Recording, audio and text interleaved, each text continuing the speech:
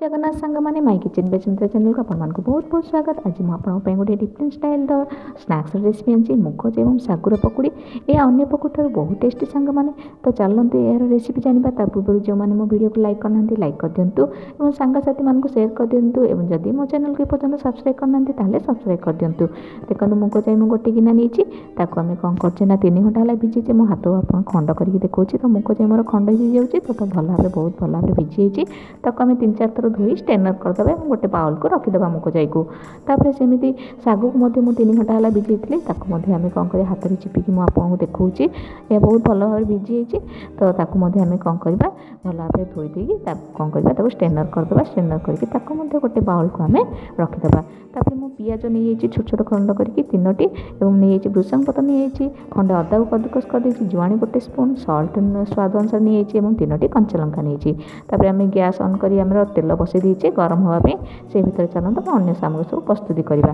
देखो मुग जाई को आम ग्राइंडिंग करदे एते पानी बिल्कुल दबानी आम भिजी जाए तो बहुत भल भाव बाटी हो।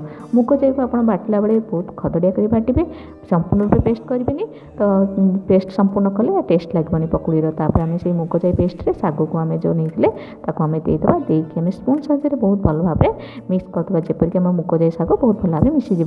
कंचा लंका 3टी दी भृषंग पत्र दी खंडे अदा को जो कदुकस कर रखिले आम देदेवा।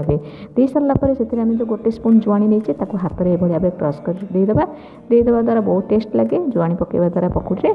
तो देखो पकई पकई सारापर आम से सल्ट देदेवा स्वाद अनुसार दे सारापर से हलदी गुंड हाफ स्पून दे दीजिए पियाज जो 4टी छोट छोट खंड कर रखी देदेवा देकी आम स्पून बहुत भल भाव घाटीदेवा। तापर देखो तेल ताती जाइए से बल आकार छोट छोट गोल करके आम कौन करवा देदेवा सब जी आमर रोचे पकुड़ी। तो एमती देखो मुझे छोट छोट गोल करके दे सारापर आम कौन करवा ना गैस फ्लेम को आप समय हाई रखिथे तो आम टे ओल्टेदेवा। ओल्टे सारापर पुणी आउ थे कौन करवा ना टी आउ थे गोटे मिनट बसला पुणी ओल्टेदेवा। एपरी 3-4 थर एपट सेपट करदेला आम संपूर्ण रूप पकुड़ी होम बाहर करदे गोटे टिश्यू पेपर को। देखो मोर हो जाइए तो मुझे बाहर कर देती। आउ थे आम बड़का आउ सागु जो मुग जाई पकुड़ आउ थे आम जी रही देदेवा देकी पुणी आम मोर हो बाहर करदे गोटे टिश्यू पेपर को। यह आप जेकोसी ग्रीन चटनी एवं टमाटो सॉस चिली सॉस जो चटनी भी लगे खाइले बहुत टेस्ट लगे खाली आप खाईपर बहुत टेस्ट लगे।